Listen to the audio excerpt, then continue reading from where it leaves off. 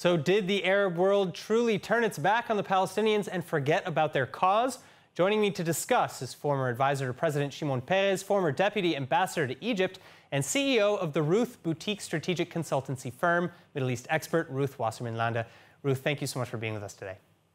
Thank you very much, Aaron. It's a pleasure. My pleasure. All right, so did the Arab world abandon the Palestinians?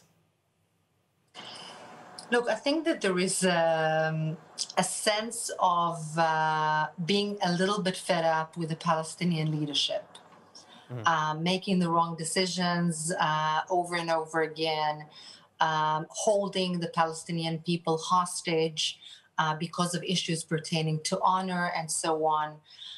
God forbid I'm not belittling their national objectives, and yet there is kind of a fatigue on certain parts of the Arab world, and this was very, very clear in the recent Arab League decision. It was very much played out in the complete and utter rejection of the Palestinian request to put down the Abraham Accord and simply reject it.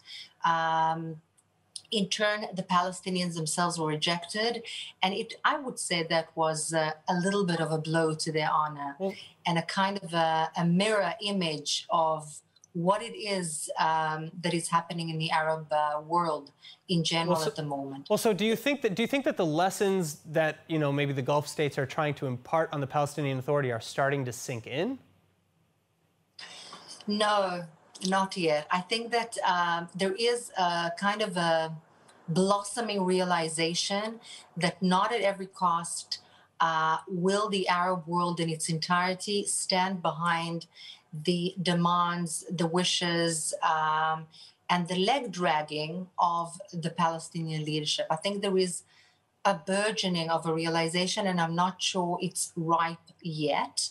I believe it will be made ripe once messages are being transmitted, because it's not like the Arab world, despite everything that I've said. It's not that the Palestinians are put aside by the Arab world completely. There is, first of all, a need for them not to fall into the hands of Erdogan, of the Hamas, and that's what Erdogan is trying to do, to actually push the Fatah leadership into the arms of Hamas, into the hands of Iran, into the hands of other not like-minded partners in the region. So there is a vested interest amidst all the players on the other side of the camp, Israel, the UAE, Bahrain, the Gulf states, Jordan, Egypt, and so on, to keep the Palestinians from falling into the hands of these extreme players in the region. That's one. And what's their chance of success with that? I believe that this is part of the plan. I believe that this is part of the plan. I will repeat that the third time. I believe that this is part of the plan.